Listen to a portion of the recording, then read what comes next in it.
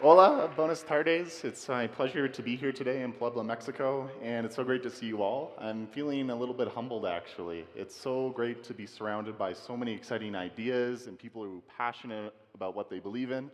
And to some extent, I feel out of place a little bit. I'm kind of a little bit of a regular person who just fell into doing something extraordinary almost by accident, but by a little bit of hard work and a lot of perseverance, things like that are possible. So I'd like to share with you guys the story of how I got involved and what I brought with me over the years. So my story begins when I was in grade 1. So I remember I went to a school in Kemptville, Ontario, Canada, so a very small country town, and life was very simple. It was go to school, don't get your parents too angry, wait for recess to happen, and then wait for recess to happen again. And it was very simple, like a 6-year-old. That's what life is supposed to be like. And I enjoyed life. It was great. And I remember what brought me out of that funk is we used to do a charity fundraiser at my school every year. It was just part of the routine that we had to do.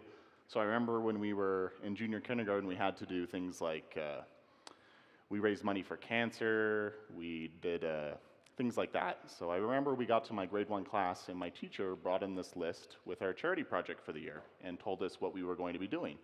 And she said we were going to raise money for developing countries for things that people didn't have apparently. And we were a little bit surprised. We said, okay, we didn't know this was going on, but okay, let's do it. And she went through a list of things that people didn't have. So 1 cent was for a pencil, $2 was for a blanket, and so on and so on. And then she got to the point where she said $70 would buy a well, so about 300 pesos. And when she got there, she explained to us that kids our age were dying because they didn't have clean water, and they couldn't go to school because of it.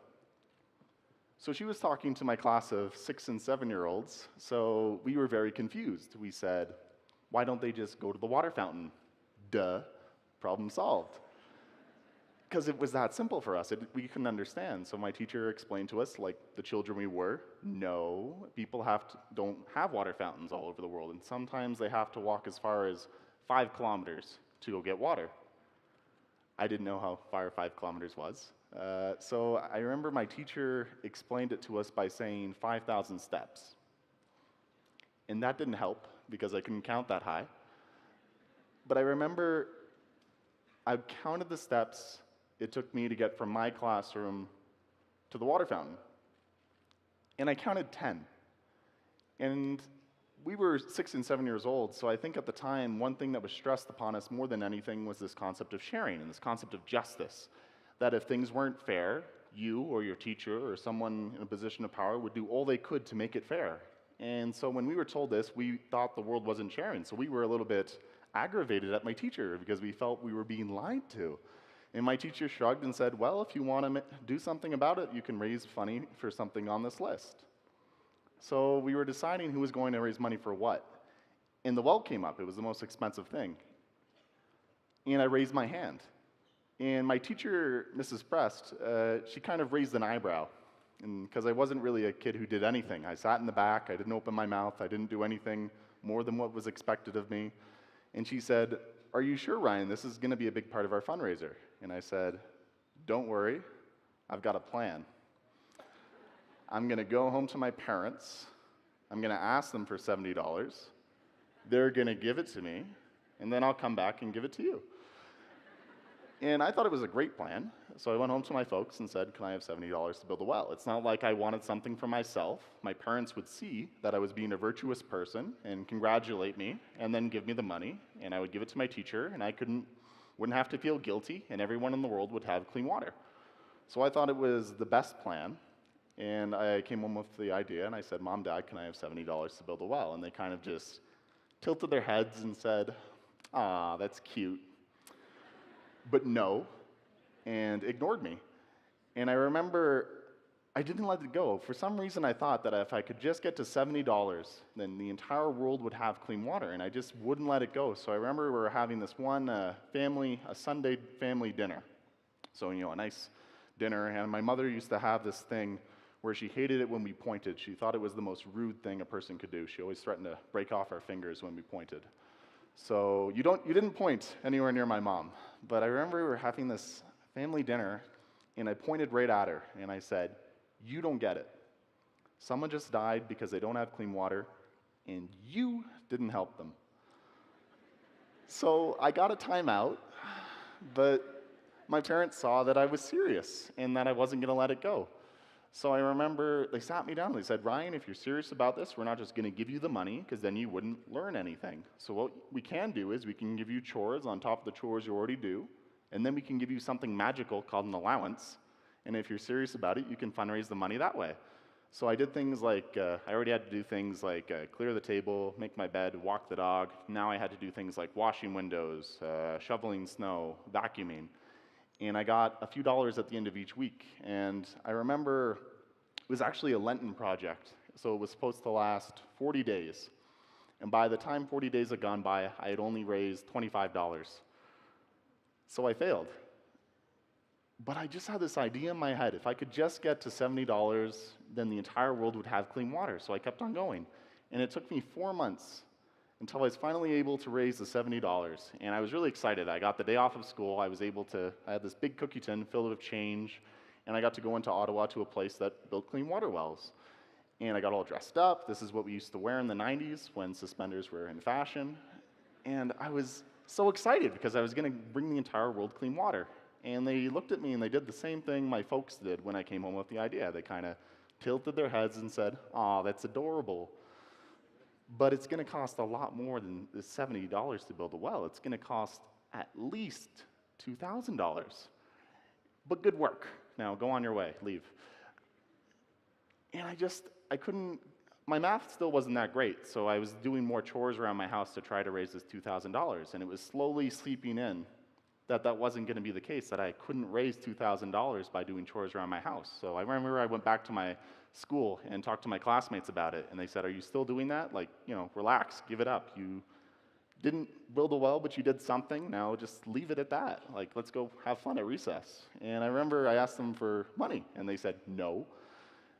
And I remember I had to get creative. I had to make it relatable to people. So I remember I talked about how passionate I was, and then this was back in 1998. So this is when things like Pokemon cards first came out. So I remember from my first fundraiser, I had a Pokemon card raffle. And it made a little bit of money. And then my teacher saw what we were doing and said, "Oh, are you still fundraising for that?" And I said, "Yes." "And why don't you give a presentation to the class?" I really didn't want to. I was very nervous as a kid. I went to speech therapy. I couldn't pronounce my words. But at the same time, my folks were telling me, if you want to do this, you're going to have to expand your comfort zone. So I did, and then I gave a bigger speech at the Kemptville Rotary Club, and the words might not have gotten across, but the message did. Here was this kid who wanted to build a well and make a difference. And through a lot of hard work, a year later, we were able to build that well. And it went towards the community of Angola Primary School in northern Uganda. And the school enrollment actually jumped from 700 to 1,400 students just because the well was put in. And it was great. And I would have been growing up at the time, and I realized that one well wasn't going to bring the world clean water. So I kept on going, kept on fundraising. And then it got to the point where when I was 9, my neighbors used to travel a lot for a living, and they gave my family air mile points. So we were actually able to go and see the well. And I remember there was this huge celebration. There were over 5,000 people from the local community. There was a feast and a festival, and everyone was just so happy, so pumped because they had clean water. And I don't have a smile that lights up on my face because I can have a shower in the morning or a glass of clean water. So to see what something I considered so small have that much of an impact on someone's life, it gave me the motivation to keep on going.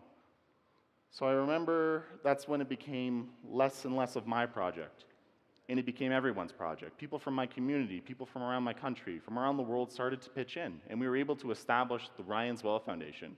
And over the last 15 years, we've been able to do not only one well, but over 1,000 wells that have gone towards the completion in 16 countries that have helped 800,000 people.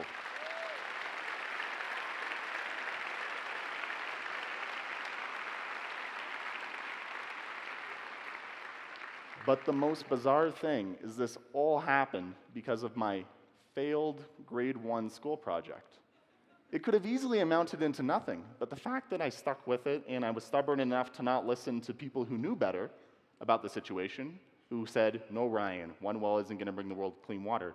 No, Ryan, you're not going to be able to raise $2,000 on your own.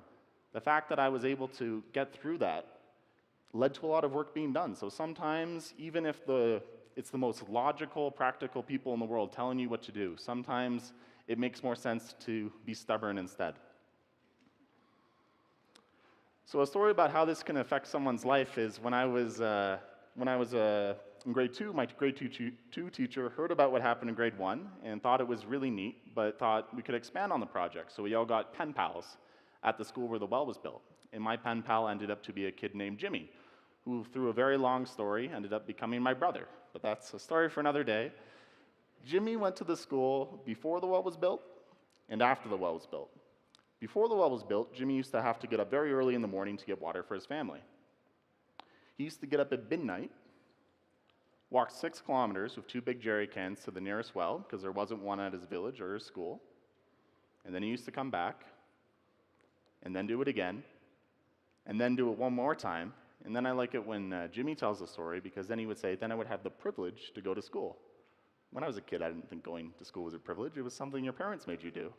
But then when the well was put in, he was able to go to school and not have to fall asleep in class and bring the water home at the end of the day. So you really can't put a tag on what it's worth having water. So one question that I want you guys to kind of dwell in the back of your minds, and what we're here today thinking about, is what are you passionate about? And when I was a kid, I was lucky enough to find my passion when I was 6. It just hit me so hard that kids my age couldn't go to school because they didn't have clean water. And it would have been the easiest thing in the world to not raise my hand. I think over the last 17 years, that's been the hardest thing I've ever had to do, was raise my hand in my grade 1 class. I didn't like to raise my hand. I didn't want to raise my hand. But the fact that I was able to step outside my comfort zone and do something that I normally wouldn't do ended up to so much work being done. So when you find that thing that you're passionate about, don't let it lay by the wayside. Get involved, because you may be robbing the world of something great. And another thing is, when I was a kid, I used to hear a lot of, I'm only a kid, I only have such a limited capacity for change, like I don't even have an allowance. There's only so much I can do. And when you get older, it changes. When you're a teenager, you find different excuses. Then when you're an adult. And I think one of the most important things to realize is the people that make a difference in this world aren't the superheroes, the activists. I'm not an activist. I'm not a superhero. I like to sleep in on the weekends and play too many video games. But at the same time, that doesn't stop me from trying to make a difference in the world. I think that should empower people to be better change makers, and we need to realize that role. So one story that I want to leave you here today was a story that I heard when I was 8 years old. I went on a television show called The Galloping Gourmet. And it was a show hosted by a man named Graham Kerr. And before I went on the show, he sat me down and he told me a story. He said, Ryan, in life everyone has a cup and a saucer. And he explained to me that for much of his life, his cup was overflowing. And he poured what he didn't need in his saucer back into his cup. So he had more than what he needed, and he told me he kept on refilling his cup. And he told me that he realized somewhere along the way that it made more sense to pour what he didn't need into his saucer into someone else's cup. So it's a simple way of saying if you have more than what you have, you give back and you share with others. The tricky thing about this is I think it's very easy to realize when your cup is overflowing, to get complacent with what you need. So every once in a while, it helps to take a step back and reevaluate what you need to be happy.